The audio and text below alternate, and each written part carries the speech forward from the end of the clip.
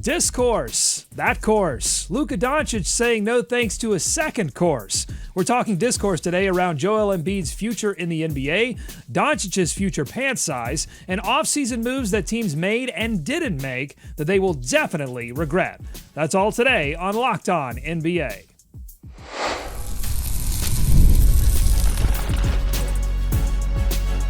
You are Locked On NBA, your daily NBA podcast. Part of the Locked On Podcast Network, your team every day. Welcome to Locked On NBA. Thanks so much for making us your first listen of the day. We are free. We are available wherever you get your podcast. Part of the Locked On Podcast Network, your team every day. I'm Doug Branson, host of Locked On Hornets and your Shot Clock Sherpa, guiding you through the NBA's biggest stories with the help of Locked On's local experts. And I have two of the best with me, as always, from the Locked On Nuggets podcast. He's a senior NBA writer for the Action Network. It's Matt Moore. Matt.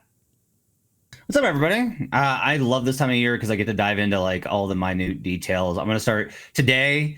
I am spending like 2 hours doing nothing but watching Portland Trailblazers clips because there's no better way to spend a Tuesday in late July than watching Shaedon Sharpe miss layups. It's going to be amazing.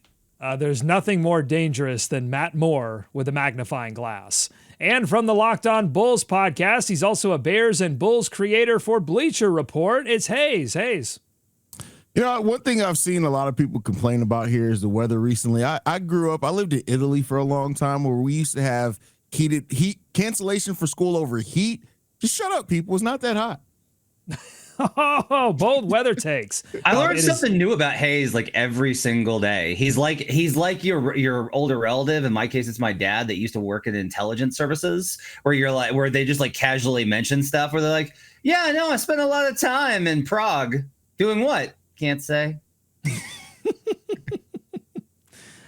Just for the record, I disagree with Hayes. It's going to be our first debate of the show. I think it is very, very hot. Right now, one of our Locked On podcast hosts catching a little heat. It's Keith Pompey, writer for the Philadelphia Inquirer and one half of Locked On 76ers. He went NBA Summer viral for saying that he believed, after reading ESPN's Summer Profile, that Joel Embiid knows the end is near for his career with the Sixers and maybe his career in the NBA. Now, if you listen to Locked On Sixers, this isn't a new take from Keith or his co-host, Mark Farzetta, who today on the podcast said 3 camps have developed around the Embiid discourse. Let's take a listen. The way I separate it is, are you a hater? Are you just someone that just never liked Joel Embiid? For instance, if you looked at Joel Embiid playing in the Warriors series, or excuse me, in the Knicks series in the playoffs and thought, oh, he's soft, you're a hater. Because to me, he was a warrior in that series. He was maybe 70%, and he gave them their only chance at winning that series, even taking it 6 games. You're a realist, though. I think if you're thinking along the same lines as you and me, Keith, which is he's got so many injuries, 31 years old. You'd be talking about a guy, come playoff time, talking about 32 years old. You'd be talking about the knee injuries. You don't get healthier as you get older. And also, as you did, read the tea leaves, and you painted it as such. This leads me to believe, that Joel Embiid, maybe he knows the end is near. And then you go to the optimists, fanboys, if you will, where you're looking at this and go, no, he's going to be fine. You're probably going to get, 70 games from him. He's going to compete for MVP again. That, to me, is delusional. All right, Matt, I want to know where you are on the Farzetta-Pompey spectrum of NBA discourse when it comes to Embiid, but maybe we get to that for you and Hayes in just a moment. First, talk to me about Keith Pompey's tea leaf reading here of Joel Embiid's profile, in which he was very open about some of his past failings, some of the relationship issues between himself and the Sixers, and just more open than NBA players generally. And I think Keith took that to mean, hey, he could be seeing that the end is near and wanting to get his side of the story out. What do you think about that take?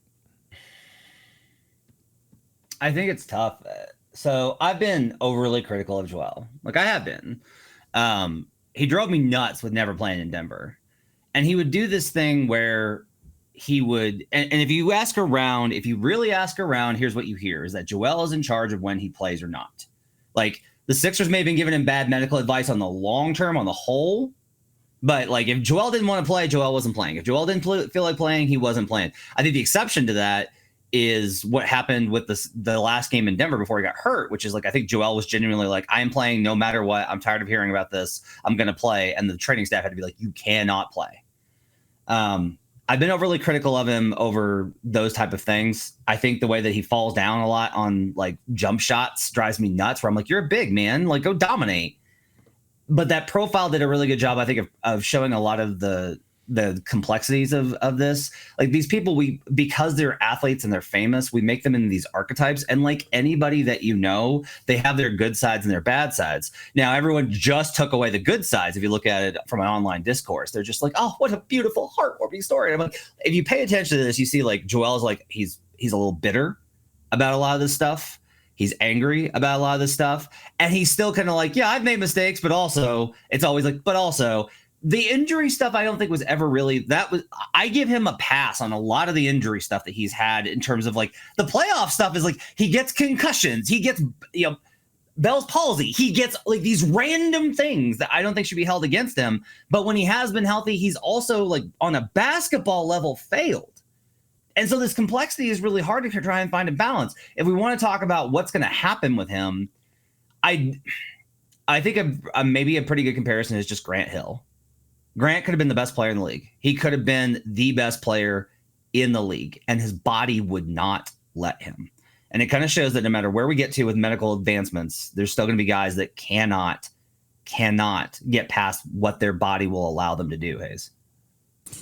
Yeah, I agree with you. I think that's where Joel Embiid probably is right now. I don't know if his body ever allows him to play the 70 games or whatnot, but that doesn't mean he can't be a productive player when he's on the basketball court. Like, the question on if Joel Embiid's career is winding down is a fair one. I'm not going to make that call, and that's on him. But I think he's going to, rightfully so, and I respect how much of a competitor he's been. He put up 50 with Ball's palsy. Like, come on. The thing that I disagree with, and it was said in that clip, anybody who tries to call Joel Embiid soft is just missing the plot. They just want a headline. They just want to say something that's attention grabbing. He's not a soft player at all. His body fails him, and that's not always in his control. We know how amazing he can be when he's on the basketball court. It's unfortunate that not, but like going back to that article that came out, like you do feel somebody who was asking for help and is frustrated by not only the talk around them, but where their career has been and what he's not been able to accomplish, what he knows he had the capability basketball wise to accomplish. So, it's unfortunate. It's it happens. It's happened several times throughout history. Joel Embiid's not going to be the last very talented player who can't stay healthy. And he just has to make the decision that's best for him and his life going forward. Hayes, I agree he's not soft, but can you at least see where I'm coming from? Where I feel like he's a front runner. This guy loves to do stuff like I'm gonna drop 70 on little Victor Wembanyama in his rookie season when he's got no body weight to handle me. And then when it gets into like game 7 versus the Celtics after you had a 3-1 lead, you get ran over. Like the difference here, I think, is like I don't think that Embiid's soft. I do think that he has not yet responded to adversity from a basketball standpoint the way that he's needed to. No, I agree with that wholeheartedly. Like, it's just the basketball things. Yeah, absolutely. There's flaws in Joel Embiid's game. There's things that he hasn't done when he could have put the team on the shoulders and gone out and do a little bit more. He's made just some mistakes that haven't had to do with injury. I agree with that completely. And I also, I don't know how to, this is something that's happened in the NBA. Doug, I want your thoughts on this. Like, we've reached a point, I don't know when this happened, where like, if a guy's hurt, we immediately are like, well, it's conditioning. As if like you doing cardio is going to fix your meniscus. Like why have we reached this point where players are held accountable for all of their injuries when we know throughout the course of all sports, there's always been injuries? Why have we gotten here where Embiid's conditioning is to blame for his body failing him? I think the alternative answer is more disturbing, and that answer, and some investigation has been done into this in terms of the amount of basketball and singular sports that kids are playing as they come up, and the issues with just how the game itself is changing, and there's not really anything that you can necessarily do about some of those things, and so I think it's easier then to not deal with that and say, well, it's just the player's fault. Yeah, I think so too. I do wonder, like, I wonder if he would be in a better physical position if he played in the 90s. Not as much pace and space, not as much speed. Like if you just if this guy was just posting up, because he had the foot when in college. I had never seen footwork like Elijah Wan until I saw Joel. That was the only comparison I made, and Hakeem is like my third favorite player of all time. Hayes, I'm interested in your thoughts on this because this debate always comes up like, ooh, would this player be able to survive the physicality of the 90s? And I always go, could any of those 90s guys, could their knees handle the movement and the pace and the space that happens now? I don't know. I very much doubt it. There'd be so much tape and ice baths on all those guys. It'd be like, could you imagine? Like, just think about some of the guys that play, like having to play with the pace that we do now. Like, no, they'd be dead out there. The condition is just, I don't think they could do it. Would Michael Jordan be DeMar DeRozan in today's NBA? Up next. Now, come on now you're taking it too far. Now you're taking it too far there. Well, so and we've talked a lot about how depth is so important, and one wonders if the sport is reaching this sort of zone of the medical science cannot keep up. Actually, the medical science that is providing these players with the things that they need athletically to do the things that entertain us. The other side of medical science can't keep up in terms of keeping them healthy. It's a lot like if you study the Civil War. It was so brutal here in America because in terms of the death toll and the suffering, because the science that led to the weaponry far outpaced the science of the medical doctors that could fix the wounds. And I kind of think about that a lot with the NBA. Like, are we reaching that sort of situation where it can't catch up? Very, very interesting. Unless cyborgs. Unless artificial intelligence. Yes. All right, coming up on Locked On NBA, a lot more to get to. Luka Doncic, we talked about it on yesterday's show, LUKA 2.0, the men's health article that has everyone talking about his fitness. Well, it had Locked On Lakers and Locked On Mavericks talking. We'll hear from both of those shows. And then also Zion Williamson, some interesting thoughts from Jake Madison of Locked On Pelicans about how the Pelicans' very interesting offseason could possibly be vindicated if Zion Williamson were to get a men's health write-up about his fitness regimen. We'll get to that here on Locked On NBA. Today's episode of Locked On NBA is brought to you by 5-Hour Energy. It's time to fuel up and turn it up with 5-Hour Energy Transfusion. This shot brings the bold grape, ginger, and lime flavor of your favorite golf drink, minus the alcohol, into one quick, energizing boost. Whether you're sinking birdies or just making memories with your buds, this flavor is a hole-in-one for your energy game. Let's face it, there are some days, whether you're on the course or off of it, that you just need that extra kick to stay sharp and energized. That's where the transfusion flavor steps in. It's all the best parts of your clubhouse go-to without having to flag down the beverage cart. Golf is about good times with good people, and now it's about good flavor too. If you go to 5hourenergy.com today, that's the number 5hourenergy.com, and use promo code LOCKEDONGOLF, all one word, you'll receive 20% off your order. This offer is only valid until September 30th on one order and cannot be combined with other promotions. It's also not valid on subscription orders. Whether you're looking to rally for another 18 holes or just stay locked in with your crew, grab a transfusion-flavored 5-hour energy shot and power through. More Locked On NBA ahead. Thanks for making Locked On NBA your first listen every day. On yesterday's podcast, we reacted to the men's health profile of Luka Doncic just a few hours after it dropped, so we didn't have a lot of time to process it or hear from Locked On Mavericks or Lakers or fact-check it, apparently, against AI claims, which we should have done because within the original version of the article, it claimed that Luka had a 42-inch vertical at the NBA Combine. Wow! Only one small issue with that. He didn't even perform at the Combine, much less have a 42-inch vertical, which Locked On Mavs host Nick Angstad actually pointed out and prompted a correction. So let's hear from our local experts at both Locked On Lakers, who you are going to hear from first, and then from Men's Health honorary editor Nick Angstad at Locked On Mavericks. I don't want to discount the revenge factor here in this, but I think it is too reductive to say it's only that.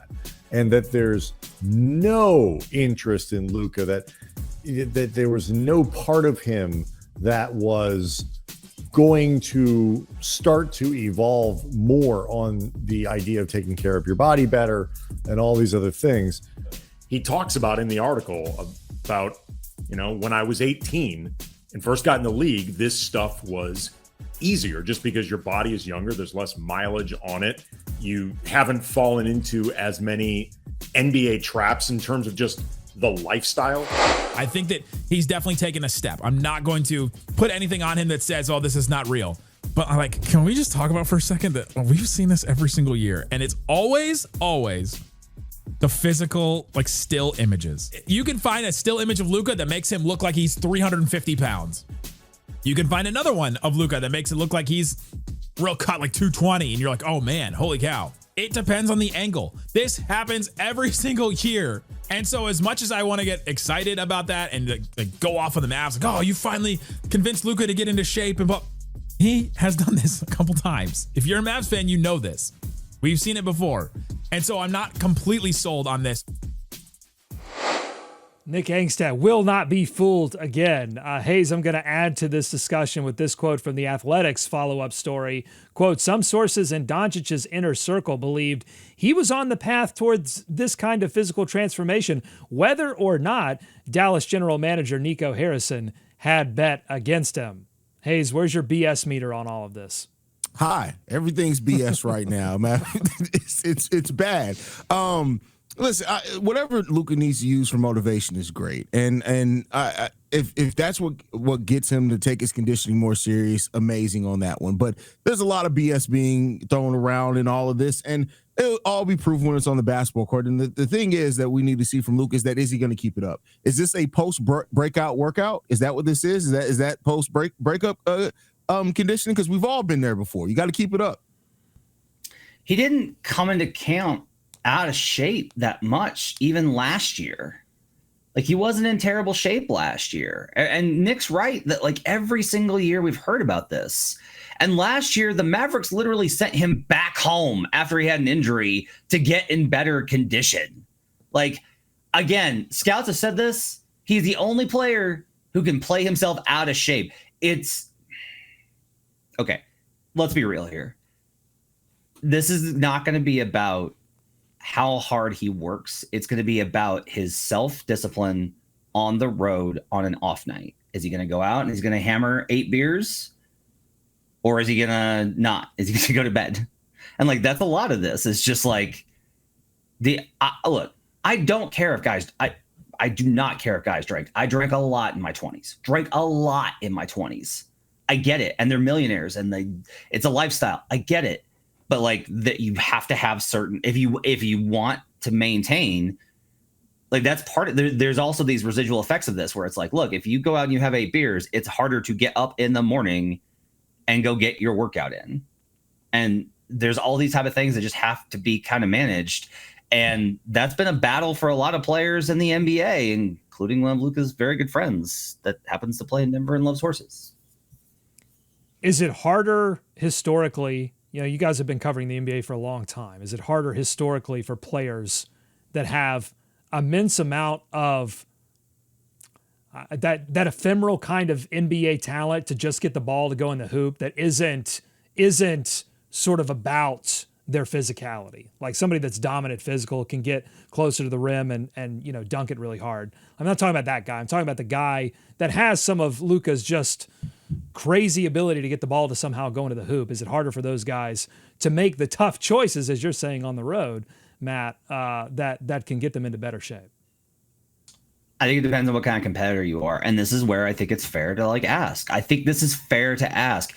Luka, this has been, and Mavericks fans honestly have done their part in enabling him. Because it's well, and everybody does this where it's well, what does it matter? They made the finals. Luka wasn't good in that entire playoff run outside of the Wolves one. But we're well, he made the finals and he put up all these numbers. Great. But there's also been this conversation of why aren't his advanced metrics? Why isn't the impact on winning what it should be for a player of his talent level? And the difference, if you want a great example of this, is Chris Paul. Okay. Chris Paul, very early on was oh, I can't do this. I can't be like this. I have to take this extremely seriously. Because Chris Paul is a psychopath. If you want to be elite, if you want to be great, you have to be a little bit of a psychopath. And that means getting outside of yourself and not taking the success that you've had for granted, instead of being like, what do I have to do to be truly great? Whatever it takes, I'll get there. Hayes, did he need to do the men's health article? You know, would he have been just better off just like doing your workout thing, coming into camp, looking great? And, you know, we're not sitting here talking about this. Did he need, because I often find the moment that I start telling people that I'm working out is the moment I stop working out, right? Because it's rooted in some kind of insecurity. Like I must tell someone that I'm studying Spanish on Duolingo, and then I never study it again. Should he have done the article at all?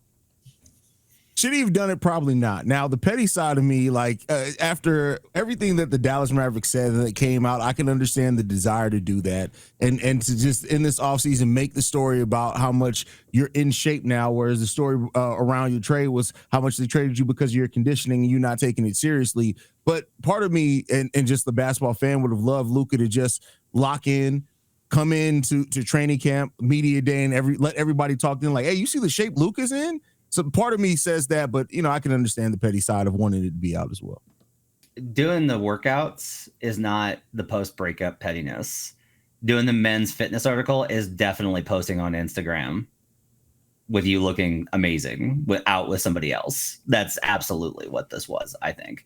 By the way, Doug, I do not appreciate you triggering me with all of Duolingo's emails that are like, why do you hate me and want me to die? Like all these sad emails and notifications that Duolingo sends me. Because I told someone I jinxed it. I really believe in the habit jinx. I think if he really wants to make them feel bad, he comes out first game, you know, Mavericks, Lakers. He just comes out full spandex, full body spandex. I don't know if it's legal. I don't know if that's uniform legal, but if he wants to prove it, prove it. I need to see that man skin tight leotard. I'm talking leotards, folks. That's what I want to see.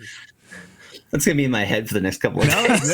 That's not even just talking about workout watch. That's bulge watch there, my friend. That's No comment. All right, coming up on Locked On NBA, we're going to talk about Zion Williamson and whether or not he's going to come into camp fit or not, and how much that could affect how the Pelicans actually improve next season, vindicate Joe Dumars' plan, and maybe change the offense completely. That's coming up on Locked On NBA.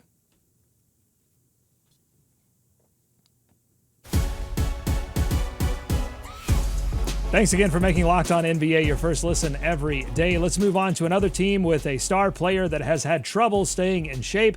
I'm talking about the New Orleans Pelicans and Zion Williamson. Today on Locked On Pelicans, Jake Madison says that the Pelicans took some much criticized risks this offseason, but that a healthy and fit Zion could vindicate Joe Dumars and their new plan of attack.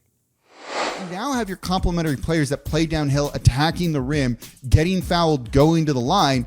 All of a sudden, you're living at the free throw line. That's the most efficient shot in the league. Derek Queen draws free throws at a pretty high rate and can get to the line. Jeremiah Fears lived at the line. Jordan Poole plays more downhill than CJ McCollum does. That's a massive thing here. It's only going to work if Zion's healthy, where you can live at the free throw line. Look, at that point, I care less about half-court offense, transition offense. Cool, you just get fouled and you go to the line. Let's make that. It's boring. I wouldn't say it's the most fun thing to watch, but it can be effective, and you'll win basketball games doing that. They'll also be vindicated by building around Zion. They need to, him to come in shape. If he doesn't, then you're going to have Joe Dumars come, look like a fool, essentially. We've put the leadership on him. It's his team now. We're building around Zion, all that stuff. If he comes out and it doesn't work, it's like, why did you think it would be different? All right, Matt, what would Zion need to do next season beyond the fitness, beyond just like coming into camp in shape? What does he need to do next season to vindicate New Orleans off-season moves, particularly the first-round pick giveaway? And bonus question, what do you think of Jake Madison's plan for the team to sell its soul and become Team Marty Grift at the free throw line? Oh, boy. Here's the problem. In 2024, the Pelicans were actually pretty good. Like they were pretty good. And Zion, especially defensively, was pretty good. And then it just all fell apart last year. The problem is really not any sort of isolated stretch. It's that you need the consistency. There's guys in the NBA that you know what you're getting from season after season after season. And the Pelicans have not known what they're getting from any of their guys over the course of more than 6 months. and they just need to be able to to build that consistency. It's just there's nothing to be done except to move past it. Bradley Beal had injuries, had stress fractures in his legs most of his rookie contract. And then he moved past it, and the Wizards were really competitive in the mid 2010s, and now Bradley Beal is sad. But that stretch was pretty good. And that to me is the only way to really move past this. There's nothing that Zion can do in game 1, game 2. It's going to have to be not just game 1. It's the next 2 years. You need great stuff from Zion. Listen, Zion, it's not about coming into camp. It's not about coming into the season. Do you remember last year coming into the season, everybody was like, hey, you can see Zion's neck. Look how much weight Zion's lost. We can see his neck. And that by the end of the season, he had the weight all back on again. So for Zion, it's not only staying healthy, it's taking the conditioning seriously and living in that permanently. So we've seen it. We've seen Zion come in and look great. We've seen it happen. It does not last. And maybe that makes me a pessimist. I know the talent that Zion has on the court. I don't doubt that at all. But to extend your career when you're already having injury things, Zion probably more than anybody, especially at his age, much younger than a Joel Embiid, take your conditioning seriously. I need to see him want it for a full season, stay in that for a full season, and then see how that affects the weight on his body. How does it affect his joints? How that affects the injuries and stuff going forward. It's all great to talk about Zion potentially coming in great shape again, but to me, we've seen it before, and it didn't really amount to anything different for him. And I'm waiting for the think piece to come out on how we're all obsessed with how the t-shirt looks on the player, and which is weird, right? Because the player that has played at an MVP level the most consistently over the past couple of seasons has been Nikola Jokic, who is not the, prince of pecs or anything like that. Matt, what do you think about that? So I think a good way to think about this, and this actually goes back to the Luka thing too. Do you know the biggest advantage that Jokic getting in shape gave him? It's not his skill. It's not his speed. It's his endurance.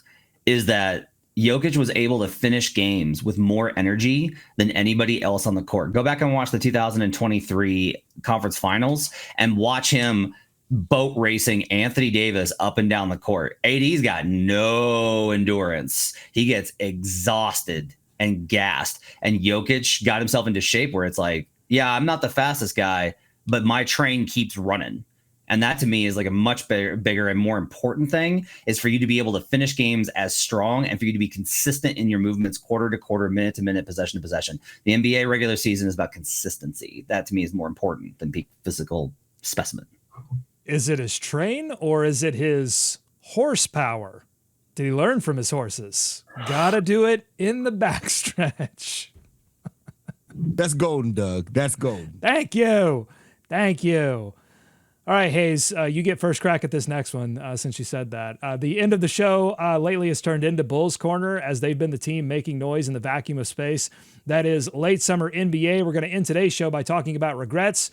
Jake Fisher on a Bleacher Report live show had this to say on center Nikola Vucevic's future. Quote, "There hasn't been much of a market for him all along. I think that at this juncture, we're probably more likely to see a Nikola Vucevic buyout midseason than we are to see a trade." Hayes, should the Bulls have any regrets about holding on to Vucevic now that the trade market seems to have dried up? I don't think they should. Teams are going to come back in, I think, on Nikola Vucevic, and at the trade deadline may revisit Vuce. He's a big man that still averages 18 and 11. His game's not based off athleticism really at all, and I think he's a guy that can still be very productive. I think the Bulls should really regret not moving him earlier. It kind of is what it is. When you signed Vuce to that deal, I thought that the likelihood of you moving him on that deal was unlikely anyway. It was a shorter term deal, so if it ends up just expiring, no harm, no foul there. But I do think they're going to be actively shopping him at the deadline, and teams could bite. And I don't think they should be sitting there overly regretting it or anything like that. I have one suggestion for Vooch. Doug, what about Charlotte? Josh Green, Mason Plumlee, once he's eligible for Vooch and 2 second-round picks. It gives you a center, expiring contract. The Bulls get Josh Green to do whatever with. They get Mason Plumlee, which is basically just another big to kind of roll in the rotation. I don't hate that.